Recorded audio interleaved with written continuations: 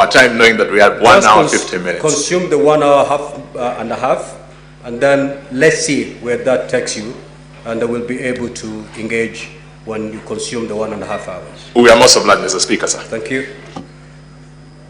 Senior Counsel Paul Muite, if you're ready, you may usher in your witness. Mheshimiwa Speaker, just to get clarification, I was under the impression that the National Assembly will proceed and close their case, and that then Counsel for the Deputy President will now present the Deputy President, who is the only one that we are calling as a witness. And that thereafter, the National Assembly will make their closing speech, and we will have the opportunity at that time to also make our closing speech. So I would like to have clarification. Very well, Senior Counsel. Maybe I'll read the whole program all the way to the end. Thank you. You will proceed. Of course, for the record, I will ask the National Assembly to officially rest their matter to allow you usher in your witness. Once your witness takes to the stand, you have 2 hours to present your case. The National Assembly has 1.5 hours for purposes of cross-examination. Thereafter, the senators will have 1 hour to seek clarifications or ask questions. Once that is done, the Counsel for the National Assembly will have 1 hour to make closing remarks. Likewise, the team of the Deputy President will be given 1 hour to make its closing remarks. Once that is done, the Senate will move into a closed session as per our rules of procedure. So that is the program for this afternoon. I'm now very clear, Mheshimiwa Speaker, and I thank you. The situation is now clear.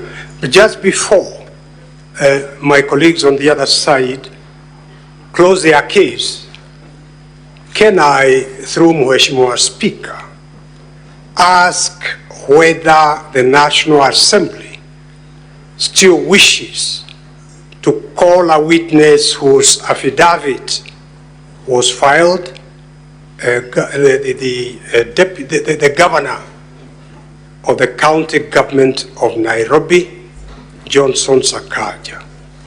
We have a copy of his affidavit. Is he going to be called or not called?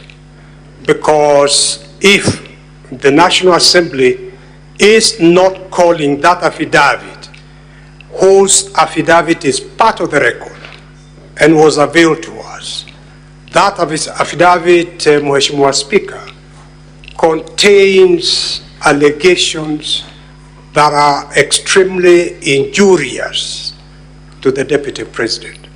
So if he is not going to be called, we will be making an application for that affidavit to be expunged from the records of this Honorable Senate. Thank you. Counsel for the National Assembly, you had listed quite a number of witnesses. Are you going to call all of them, or are you going to, for the record, are you going to close your case where we are? Mr. Speaker, sir, on behalf of the National Assembly, we shall close our case where we are. Mr. Speaker, sir, if you are with your permission, I could respond to the submissions by my learned senior, Mr. Paul Muite. Please do.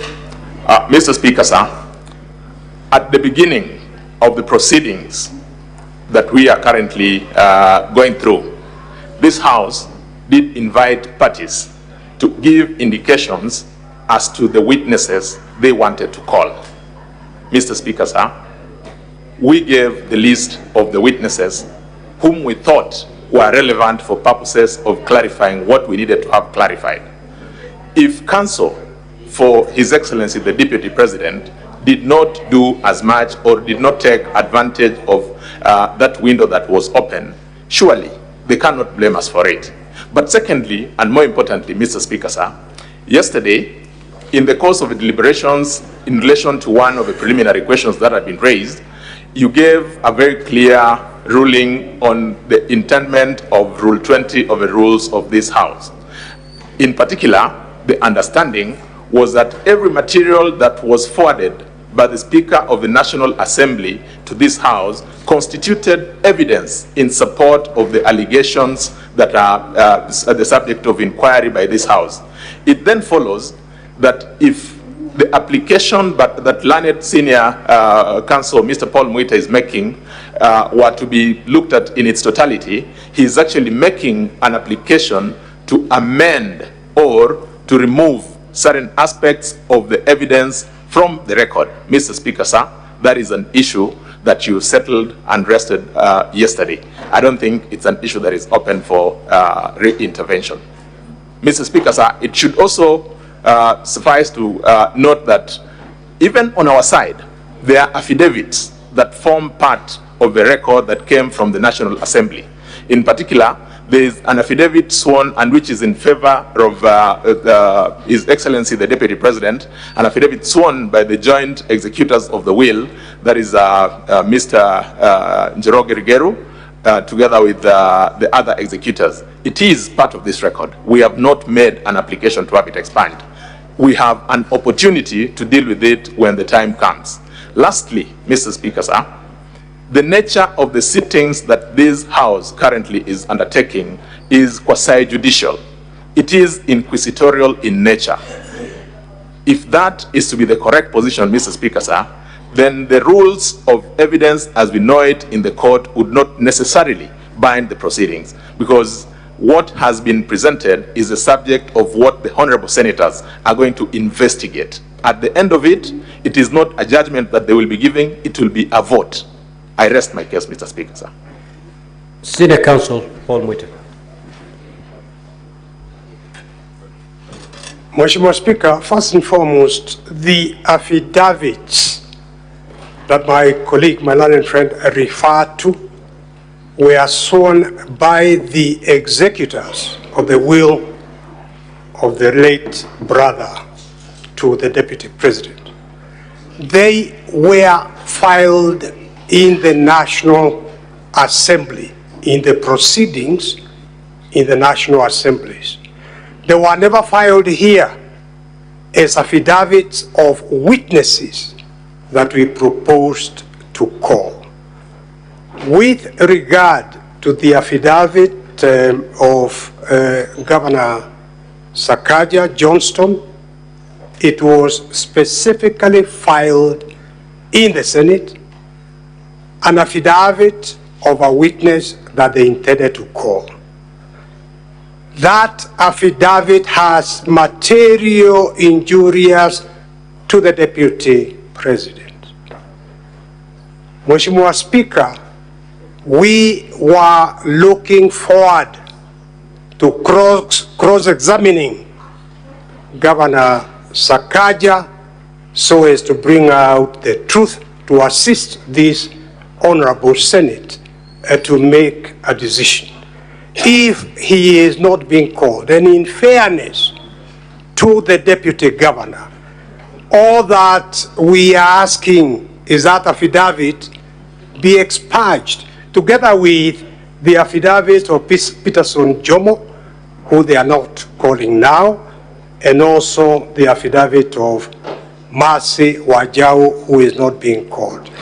It is not fair to file affidavits containing information allegations injurious to the other party, then ask that those affidavits to remain as part of the record without calling them and availing them for cross-examination. So my application is that the 3 affidavits be struck out. Thank you. Mr. Speaker, sir, just for clarity, there is absolutely no new material that was presented after the material that was sent to this House from the National Assembly. For instance, the affidavit by His Excellency Johnson Sakaja is to be found at volume 1 of the documents that have been filed. Maybe Counsel for the National Assembly, let me get it clear. Yes, the affidavit by the Nairobi governor, was it filed after the proceedings of the National Assembly, or it forms part and parcel of the proceedings that came from the National Assembly? It forms part and parcel of the proceedings that came from the National Assembly. In particular, Mr. Speaker, sir, all those affidavits form what constituted part of what came into through public participation.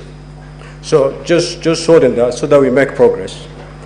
Senior counsel, you have indicated that the affidavit by the Honorable Governor for Nairobi did not form part of the documents that emanated from the National Assembly. Now, the position as held by the Council of the National Assembly is to the contrary. These are things we can settle now. Did it come with a bundle of documents from the National Assembly, or it was filed after the Senate was seized of those documents? Mr. Speaker, I have been corrected by my colleagues. The affidavits where the affidavit by Governor Johnson Sakaja was actually part of the public participation. So it was part of the record of the National So now, let's move to the two. Yes. Let's move to the two. Now, have a seat, Senior Counsel. Counsel for the National Assembly. Yes, Mr. Speaker, sir. Yeah, respond to the 2 more affidavits, because the contention from the Council of the Deputy President is that they were filed after the record was received from the National Assembly by the Senate. Mr. Speaker, sir, I reiterate the position that we earlier on gave, that there's not any single document other than the document that was admitted yesterday pursuant to our application that came in after the record had been presented before this House. So the affidavits were not filed after the Senate received the bundle of documents from the National Assembly? Absolutely not. Can you lead us to the volume and the page containing these affidavits from the National Assembly? Mr. Speaker, sir, just give me 1 minute to consult with my colleagues here. I identify it, then I bring it. It's not an issue that we had anticipated. Yeah, so that we settle this matter. Most of that. Yeah, let's settle it. It is, Mr. Speaker, it's only the affidavit of Peterson Jomo that was filed in the Senate. It did not form any part Very well, of the National Assembly. So then let's settle that one and we make progress. We need not argue on this matter. Mr. Speaker, sir, I think what happened is that we skipped the opportunity to identify the documents from both sides of what had been filed. The documents that we filed yesterday has a volume 8. That is the document that contains the affidavit of Peterson Jomo. So it is that affidavit, if you go to the Senior Counsel, it is that affidavit that they're looking forward to cross-examining the deponent. Now that you've closed your case, the argument from the Council of the Deputy President is, how then are we going to test the truth of those avowals? What say you on that? Mr. Speaker, sir, I did give an indication that, number 1, at the commencement of these proceedings, any party who wanted to cross-examine any of the deponents of any of the documents had an opportunity, upon your invitation, to invite such parties to appear before them. If our counterparts appearing for His Excellency the Deputy President did not find it appropriate to call that witness at that point in time, they cannot now hold us to say that you had said you'd call this person, you will not call them.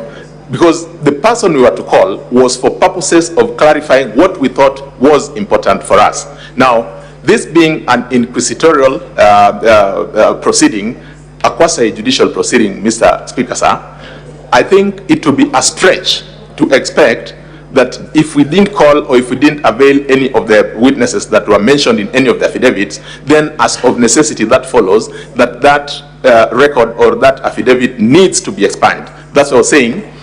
Pursuant to your ruling yesterday, that is evidence and material that was presented yesterday. It forms part of your record. Now, before I give my way forward, Senator for Nairobi City.